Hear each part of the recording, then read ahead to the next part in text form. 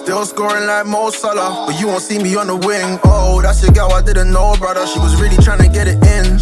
She was trying to give me blows, whoa, I didn't even say a thing. I don't force girls, I get girl force. Shorty blowing like the wind. Still winning, man, I can't lose. Had to hit him with a part two. Pretty girls, let me touch it. You got no touch, Lukaku. I finesse it, ain't hard to. I just R1 and then R2. I can run through if I want to. Like a through ball, I just pass through. Just started. Alright guys, welcome back to the relegation battle. We'll go straight into it. Tom, all happened a bit quite quick last night, this morning. POCH has gone, Mourinho's in.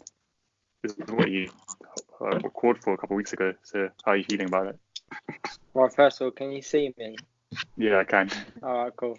Right, first of all, I just want to say, because I feel like people are going to get mixed up with me, right? I did not want to see him go.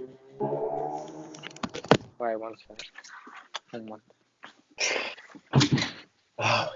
Sorry, it's the cars. Right.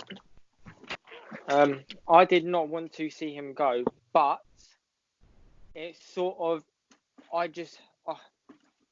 was gutted to see him go and the way he has gone, because he's done so much for us and like the fans love him.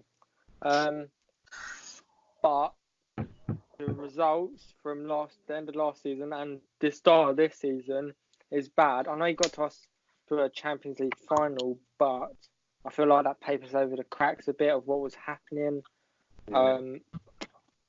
I was a bit surprised, not going to lie.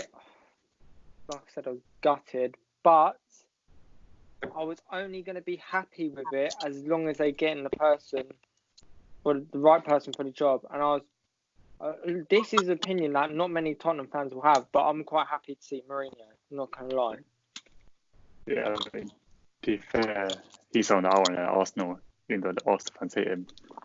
I'd happily take him over Emery because, you know, he's a Champions League and Premier League winner. Like, I think that's what any team wants. So it says that, or it came out today that Mourinho has been in negotiations since that 1-1 draw with Watford. Yeah. What do you think? Maybe longing process. What was that? I didn't hear a word of that.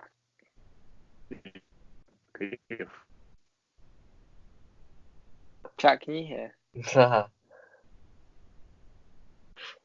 Oh, your connection's poor, mate.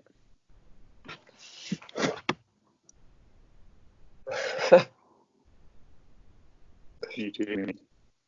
There we go. Okay, I can hear you now.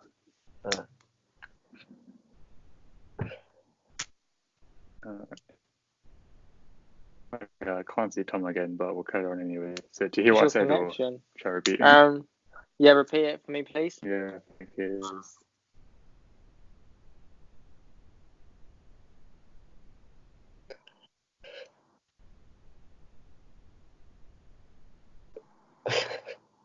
Is Tom talking? Yeah. I cannot hear a word he's saying. I'm waiting for you to reply. What did you say? I can't hear you. I need you to repeat the question. Oh, all right. So it said that Mourinho negotiations with Mourinho started over 3 weeks ago after the Watford draw. Should have been sacked straight away then, or was it the choice to keep them going despite knowing that it was over? I'm pretty sure I understood what you just said. You just said, yeah, there were talks that he was in negotiations or discussion, let's just say. It can't really be negotiations. Yeah. In discussions with Daniel Levy at the Watford 1-1. Am I surprised he didn't go then? No. Because if I'm surprised he went now, I would have definitely been surprised then, even more. I had a feeling, because Mourinho did come to a lot of our games this year. He came to a couple home games. I'm pretty sure he was at that Watford game as well. I feel like this may have been the right time to get rid of him. I know if you were if Daniel Levy had made a decision that he's most likely to get rid of him, this is probably the first time, just because internationals coming up. He did give him a chance to try and turn it around. It's been so poor. I mean, can't really blame it on him. But like I said before, are you going to get rid of the players or the one manager? It's going to be the manager. Yeah. And then,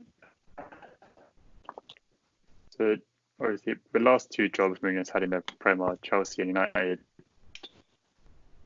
which I think I don't want to say snake, but the players almost like just stopped playing for him.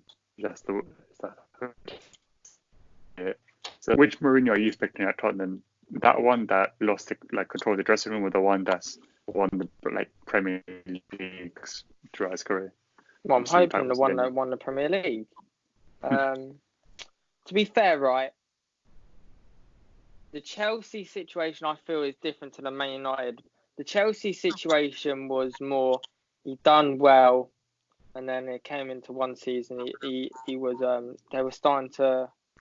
I mean, I think teams were starting to work him out a bit, and they started dropping. I think it was like 10th. I think it was. I can't remember.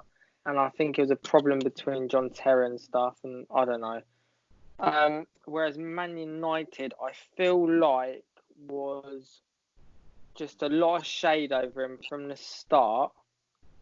Even though I don't think there should have been, because I thought he was actually quite successful at Man United. If you considered the team they had, would he get 3 trophies? And he got 2nd place with a team he had. That wasn't a great Man United team.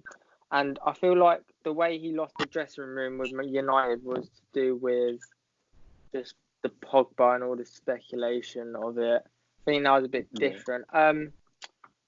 Well, you wouldn't expect that to happen so soon. I mean, it's hard because Mourinho is a big character and there seems to be chaos. I'm hoping that now that Pochettino's gone, the chaos ain't there no more, and it's seen as like a fresh start in a way. But if there is, and we've just put chaos on top of chaos, then that could be really bad. Jack, from an outside perspective, Souness came out, obviously everyone else heard Graham Souness. He said that if a team can lose that many games and get to the final of the Champions League, you'd have to say it was a fluke. Do you agree with that? Because I do personally. I do personally as well, and I'm a Tottenham fan. I do, but then the games that they won in the Champions League, that's not fluky because they did it once. They did it like a few times. They beat City. They beat It was consistent, So I thought we were the better team in the final as well. Liverpool weren't great in the Premier League, but that Champions League run, that wasn't fluky. But I can see where he's coming from, saying losing that many games but getting to a Champions League final. So I can see both sides. Yeah, fair enough. Then Tom, what do you expect from Mourinho this season? Do you expect a Champions League win, or do you expect just top 4? Or is that what you're hoping for? What, this season? Yeah, by the end of this season. For me, right, this is the only thing, right? It's a bit different because, if we're talking Premier League, let's be realistic. I mean, he'd have to win, he would have to do a Liverpool first half of the season to get back in the Champions League spot, or a Man City, be very dominant for basically every game, except from a couple of slip-ups, to get back into a Champions League spot. I don't want Europa League, not going to lie, so I'd rather come 8th or 4th. I don't want 5th, 6th or 7th, basically. What I would like, he's still got a Champions League. Should be through with that. And he's got the FA Cup. If he got a trophy in his first season, that would be such a good season. After everything that's happened, for him to get an FA Cup, which I think they should actually look to go for, in my opinion, I think that would be a perfect start for him. Jack, what do you think? What do you make of this then? Do you think Spurs can get their Champions League spot, or should priorities go to the FA Cup? The way City, Liverpool, Leicester and Chelsea have started this season, it's going to be hard to dethrone them. Too far behind. And like Tom said, he doesn't want Europa League, so the two main trophies they've got is the FA Cup, Champions League, Yeah. and obviously Tottenham fans they want a trophy. Yeah. I know they got to the Champions League final last season, but I don't see them winning it this season or getting anywhere near that. So I would, maybe focus on the FA Cup and try and get a good run or a really good one and win it. It'd be nice to enter the season for them, but I wouldn't be expecting too much because you've just come from very attacking style play of football with Pochettino, Yeah. and you're gonna get some. Well, We don't know yet, do we? No, but it's like the old saying: you can't teach old dogs new tricks. He's gonna be the same. He's been the same Yeah. every year. You never know. He's full of fucking surprises. Do you think he'll get like the money to spend in January? In January, now see, this was a problem that every people was like. I'd always speak to my brother about it. He never thought we'd get, and I never thought we'd get Mourinho. I just wanted him, and the reason why is because Daniel Levy is known for not really giving. If you get Mourinho, he literally said, I wouldn't be surprised if he literally has a contract that says you have to give me this money or I can't do it, because that's Mourinho. He needs the money. The reason why I like him is because if you give him the money, he will bring in anyone he wants. Basically, he will attract players. It's as simple as that.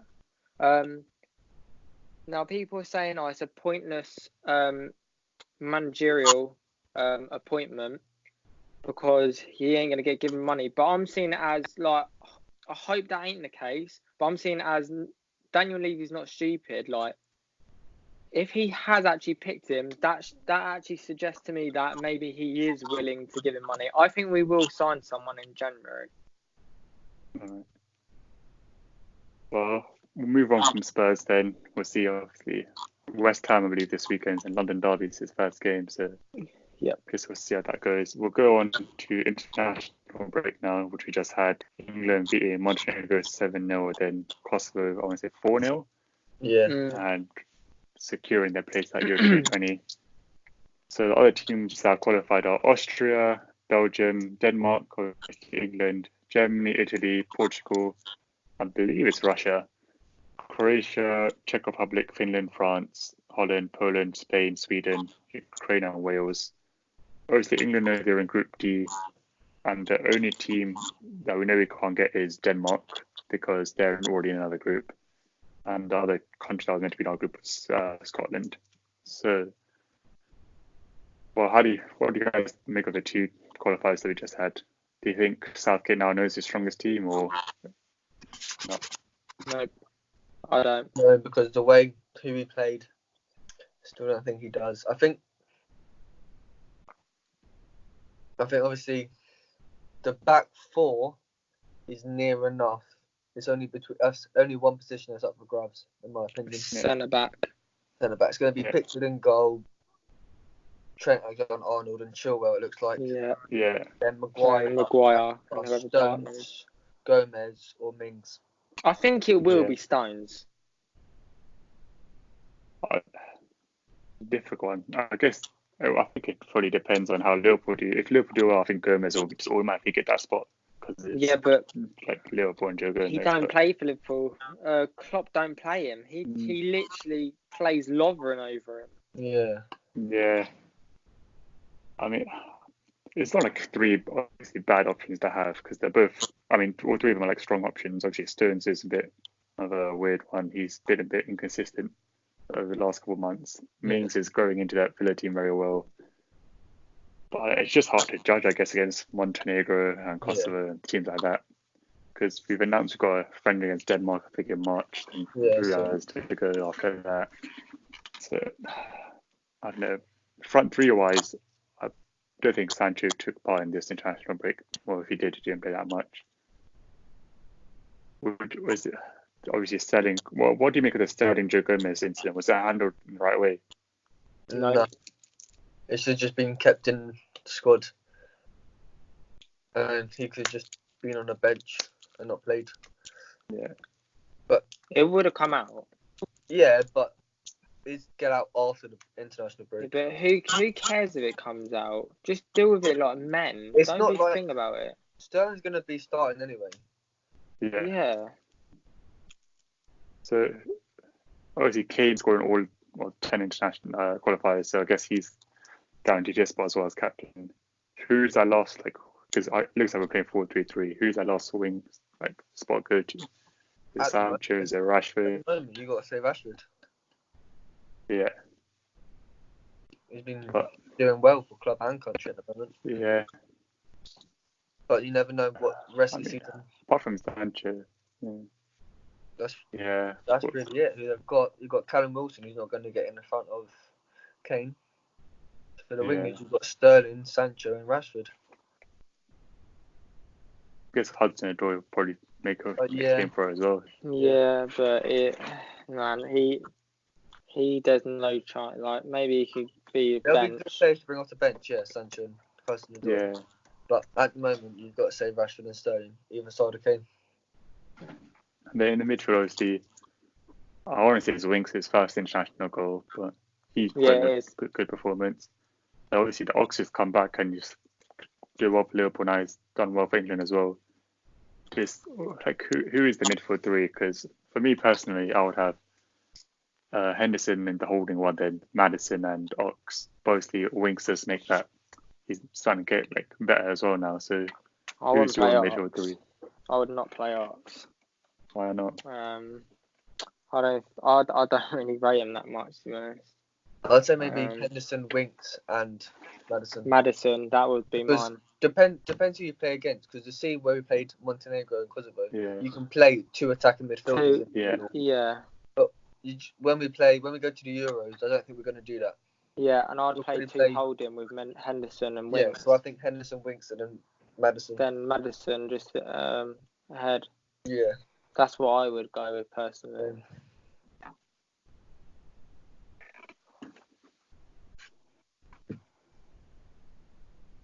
Yeah. Then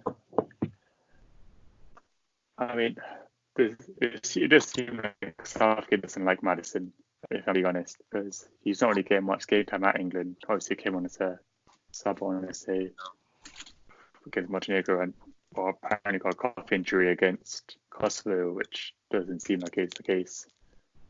So, I mean, should these international managers let their personal things get in the way of it, or should it just be purely based on form?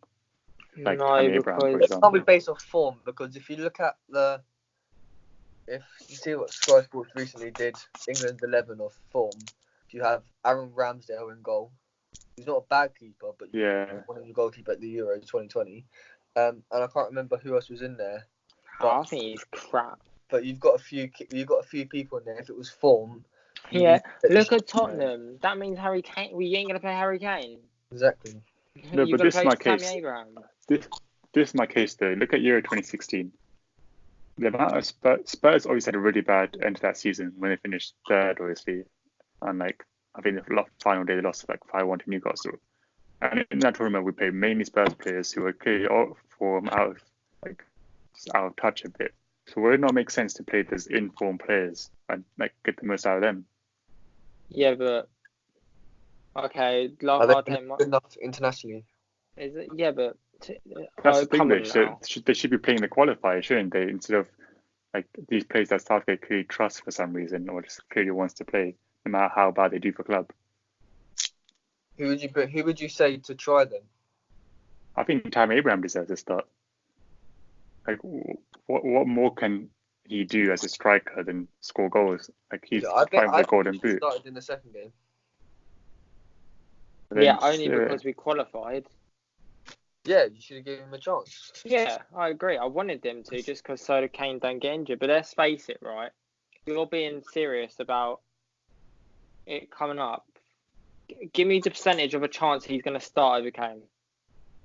He ain't got nothing. I'm being real. He's just not getting in. Unless you go to our front. But say Abraham ends on 25 to 30 goals, which is a possibility, and then Kane gets under 20. Would you still start Kane at the Euros? Yeah, I would. But you're not risking that lack of form in the league to come into the Euros now. He's proven world-class player. Is Abraham world-class? He could be. Yeah, but if he gets like more like say 10 plus goals than Kane does, shouldn't he start in the team because he's he's proven to be better in that league? Nope. Because then I could say, well, we're already having a bad season. Chelsea's having a good season. Let's just say that continues, right? Yeah. Kane can't do it on his own. He can't go run back to goal, get the ball and go, you know what I mean? And then it's like Chelsea's whole team is in form, so it helps him. Whereas Kane, he might be on possibly like ready to go on form, but he can't go on form just because of people behind him. Yeah, fair enough. Yes, that's true. Then obviously the pot scorers as well. Don't think I have it here, no, but obviously the main thing is France is in pot 2 because of like their qualification ranking. Personally, I think I'll be more than happy to face France in their groups, but what do you guys think? I think we should face Wales as well. I don't want to face France. Yeah, but like Joel mentioned earlier, if they're France, we can't get them until the final. So obviously, we would get us and France would be the best two in the group. Oh, I see what you mean. So he would rather get them in the group stage than a knockout. Exactly. Yeah, but then we get a harder round of 16 game. Yeah, that's true. We get harder.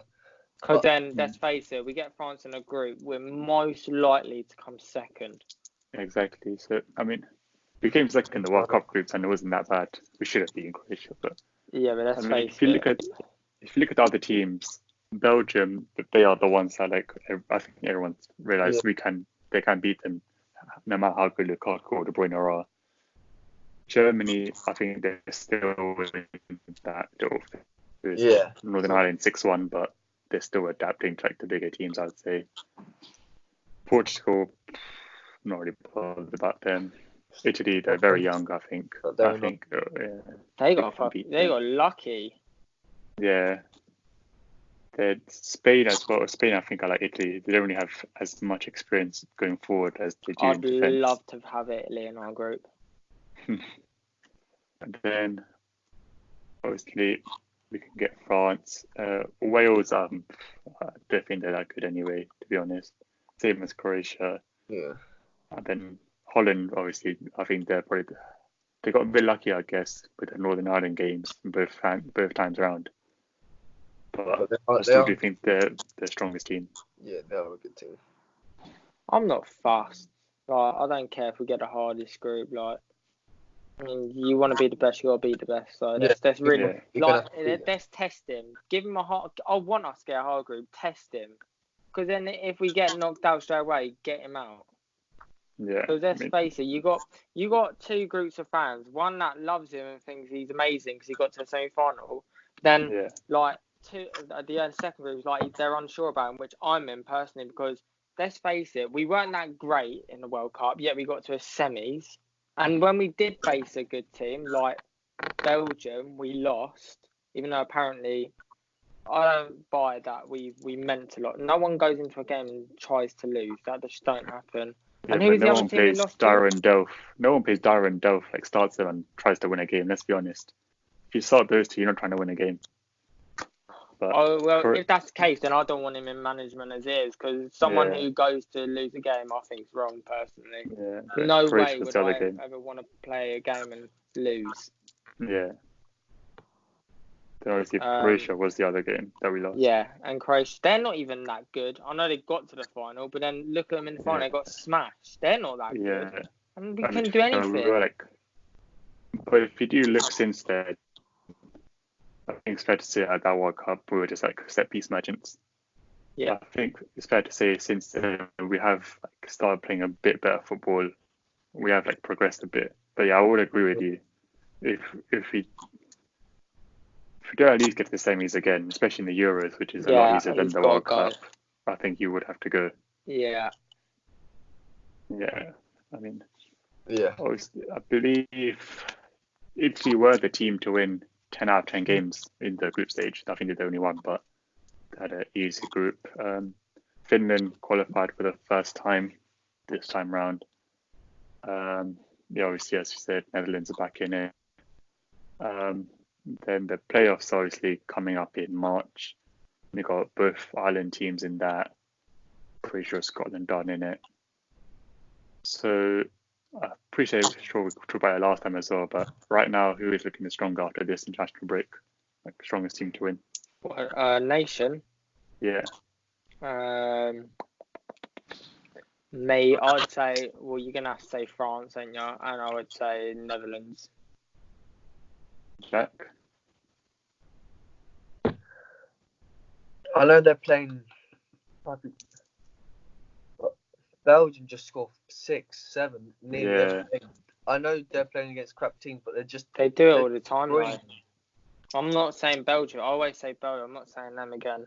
But I think we said it in one of the last episodes. This is their last time. A lot of their players are at that point. Maybe the last. Maybe they might make this the next World Cup, but this is the last tournament where they need to give it a go. It's because of their defence. Yeah. They're gonna have no defence left after the Tottenham centre backs. Yeah. I think it will be good. It will be a good tournament. But to finish off, we'll just go through the news of the last couple of weeks. So Bernardo Silva will miss one game, and he got banned 50k as well for the social media thing on Mendy. Yeah. Personally, I didn't agree with it. I think the relationship he has with Mendy and the things that, like other things we've seen, I don't think it is that fair, to be honest. But what, on I think him he's accepted or it. On Bernardo Silva. So you think it's harsh that he's been given that? Yeah. Oh. I get that, but if you're, I know, no matter how good your mates are, you keep that to yourself. Yeah, that's the other argument, mostly. Keep it like private group chat, something like that. Yeah. And then obviously Thierry Henry's back in management. He's gone to Montreal Impact. Well, I never knew that. Yeah. Unfortunately, no one cares about the MLS, but I think I'll keep an eye on it now. But I think that's what he needs over there, isn't he? Yeah.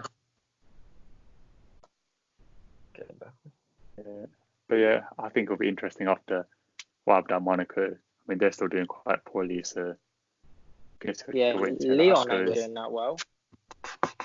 Yeah, I think they're 10th in the league. Yeah. And Monaco's still below that as well, so that'll be interesting. I think Danny Rose came out and said he's not leaving, and he'll leave at the end of the contract, I think, but he's not leaving anytime soon in the next couple windows. Mhm. Yeah. Well, he might not leave now. I'm pretty sure Mourinho is a big fan of Rose, actually. Yeah, and I believe that is it for this week because it was international break, so not much. But I think the next week or so with Mourinho's involvement and see where Poch goes or what his next steps are should be good. And hopefully Emery will get sacked, but I guess we'll only wait and find out. I'm hoping to get a FIFA video up this week, whether that is FUT Champs Rewards or just us doing pro clubs. But yeah, hopefully this week if you sort out time. But yeah, that's it for this week. Have a nice. I think it's time to talk. I think it's time we sit down and just say what's going on. I think we should say